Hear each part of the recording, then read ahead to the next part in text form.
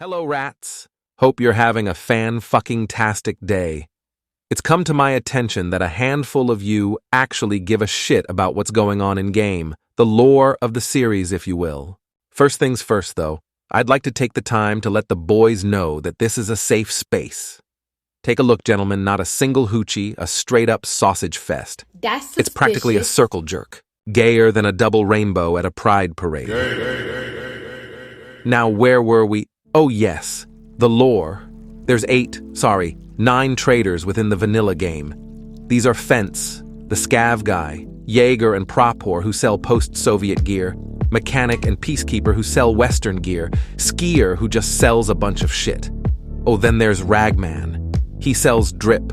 That's your chrome hearts, your Dior, the Versace belt with the Balenciaga bag, the whole deal. You don't hit up Ragman, you got no bitches. And of course, Therapist. Percocet, Laurel Tabs, Xanax, gas station dick pills, whatever you need, OG Granny's got it. My bitch stands on business. The type of bitch to take the perk knowing it's fake. A fucking gremlin. Don't hit though. That backshot draft is lethal. Fine wine and Granny's ham wallet don't age the fucking same, gentlemen. They do not age the same. That leaves us with one more vanilla trader, Lightkeeper. I was just alerted to his existence no more than 30 minutes ago. I've never seen him in game. He sells nothing. Clear 30-kilo synapses of brain memory and forget about this buster. Or don't. I don't know. Maybe he does something. Okay. Moving on to the 3 kawaii e-girls. If you recall, we completed the quest to kill 8 or so scavs with the Beretta M9A3 last episode. That was Evelyn. Next is Svetlana. She sells post-Soviet and bear gear at a 20% markdown. So again, you can either go cheap and buy from her, or buy shit from Prop Whore to power through his tiers, and in doing so, his quests. Remember, selling counts as buying too, so you can be flexible in how you progress. Next up, Anastasia. She sells exclusively weapon accessories. That's your muzzle brakes, suppressors, thread adapters, and the like. She's unlocked after completing Svetlana's first quest. Like most of the non-vanilla traders, she is again just another option to gain access to equipment outside of looting in Raid or using Flea Market. We're getting close to unlocking him anyway, so let's move on to Painter. He sells, unsurprisingly, painted weapon parts including tan, black, green, and white. He also has some custom designs, most of which aren't too over the top. Other than that, it's just pricey weapon parts which we won't use until later when money isn't an issue. Then we have Oscar, who again just sells a variety of Western gear. Nothing extraterrestrial here. The next two are going to make some of you irrationally upset. They're weeboo bitch uwu submissive breed me dolls, and they sell kawaii, pastel, and anime painted weapon parts. Also some red and custom stuff too. Last but not least, we have Broker. He serves only 2 purposes. Selling to him sells each item on the table to the trader who will buy it for the most. It's just a way to sell efficiently. Other than that, you can buy rubles, euros, and dollars from him for the appropriate exchange rate and sell them as well. In terms of normal, regular gameplay, if it doesn't look vanilla, it isn't vanilla. This goes without saying, but again, remember kids, everything is done offline. The PMCs are simulated, effectively NPCs but more complex than scavs, and can be extremely aggressive, and can play rather smart. Alternatively, they can also have a Timmy or average AI brain. In this playthrough, the scavs and PMCs scale with the player's level, so you won't get run up on by a tan man as a level 4, something that makes the game feel way more fair. There is also questing PMCs, so certain times you'll notice I kill a simulated player who was doing a task or had the required items on them within the area of the quest. Subtle things like this can really spice up the single-player experience. If you're just popping in this episode, I'll throw up the traders who have active or completed quests so you can get an idea of where we're at. If you'd rather experience the previous 2 episodes yourself, I'll put a playlist card up in the top right. Help yourself. Okay, now back to the action. Today is going to be mainly customs. Personally, one of my favorite maps. We're going to purchase illumination and vents for hideout while we have the funds, so we aren't looking like a bunch of fucking bums nodding out in the Denny's curbside pickup lot by episode 4.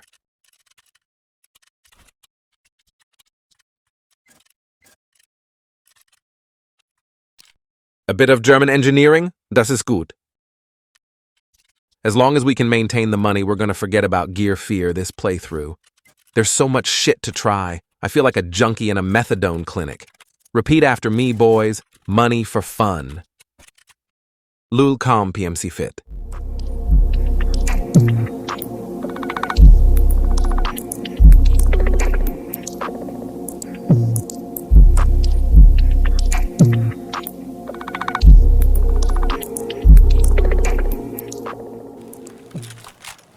And we're in. So this thing's exotic as fuck. I don't even think I need to explain it, you'll see for yourself. Autobot-ass gun.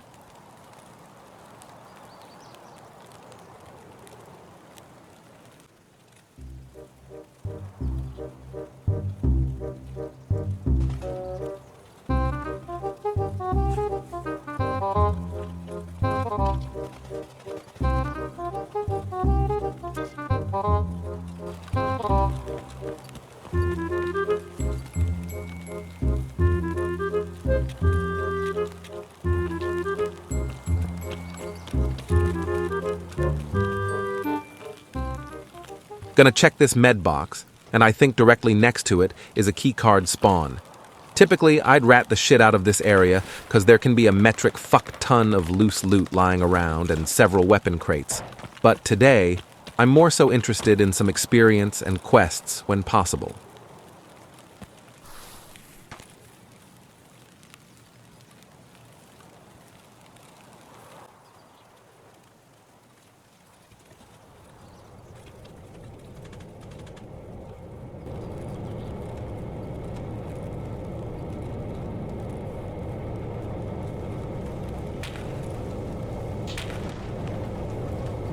Caught these kids slacking.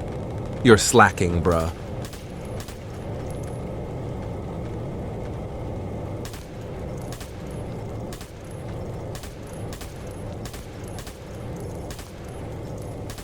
One tapped.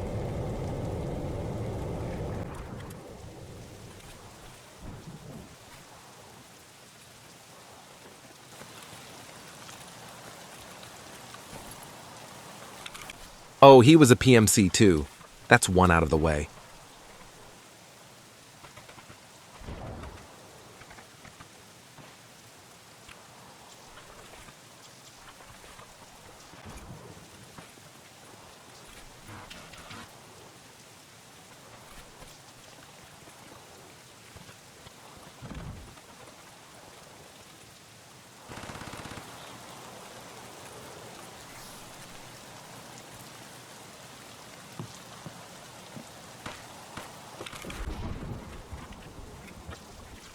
Mistook this dumpster as a stash. Sorry, won't happen again. Another cozy little loot house. Customs is a rat's paradise. Bozo tried to trespass. Not too much to loot in here either. Just a horse and some garbage loot I'll swap out for something else if given the chance.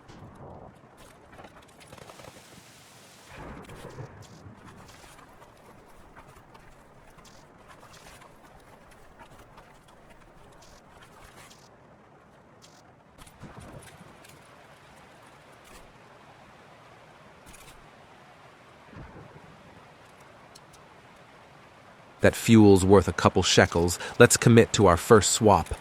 Exhilarating. Another tank of fuel and a water filter to boot. I'm feeling like a doomsday prep god. Daddy made weight.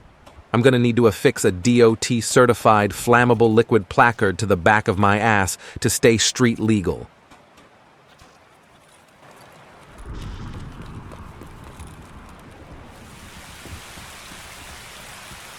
We're gonna head to RUAF roadblock for extract, so in through sleepy Scav warehouse, over the gate on the railroad, down to Old Gas where we copped a CMS kit, and as we leave, we swap some loots at the med crate.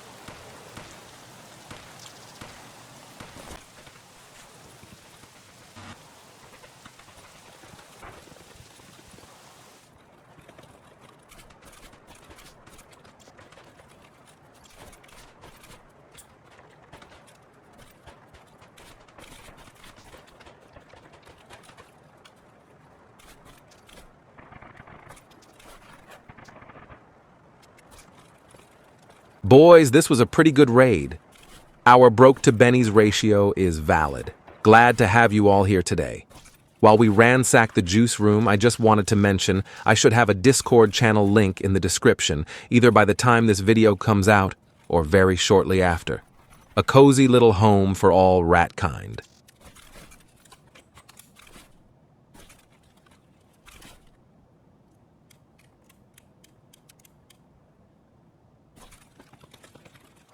Our last major stop on the way out, Crack House, a favorite of mine. Morphine, benzos, adrenaline, and meds, all around a good choice for the rat looking for some easy cheese.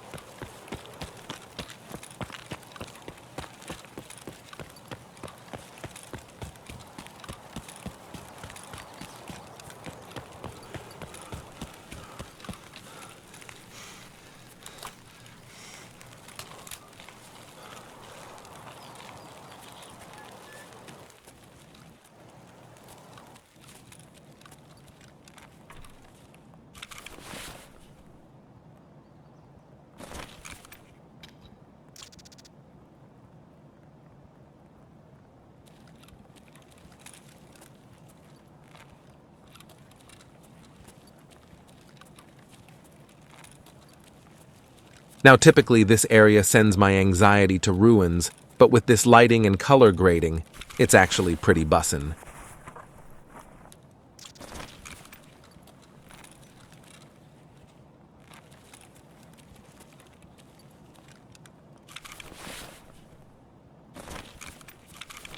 Can't forget the bev, stand by, Jit.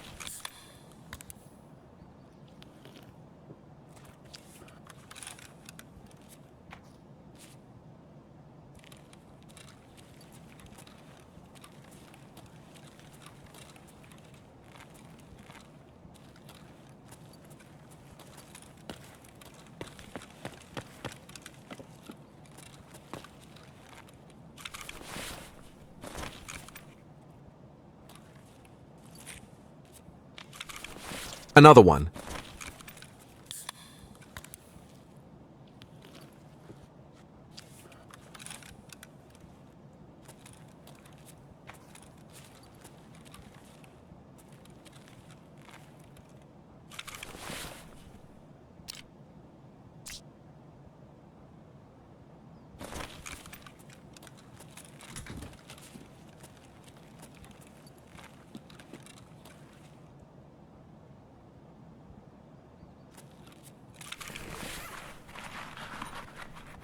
Well, fuck your cousin Raw, that's exactly what I need. Quest item secured, rats. We also found some intelligence and a survival med kit, along with a couple morphine. Remember, just as the dwarves mustn't dig too deep, the rats mustn't stay in the pantry too long. Time to scurry off.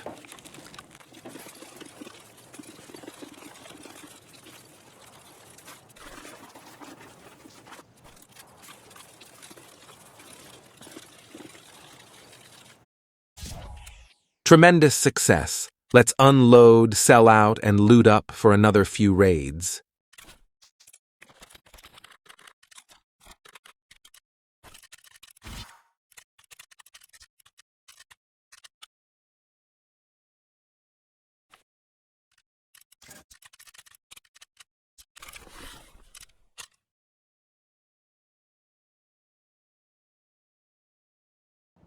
I did get dicked on not one, not two, but 3 times in the next 3 raids.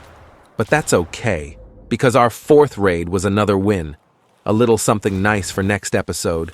Until the next circle jerk, gentlemen.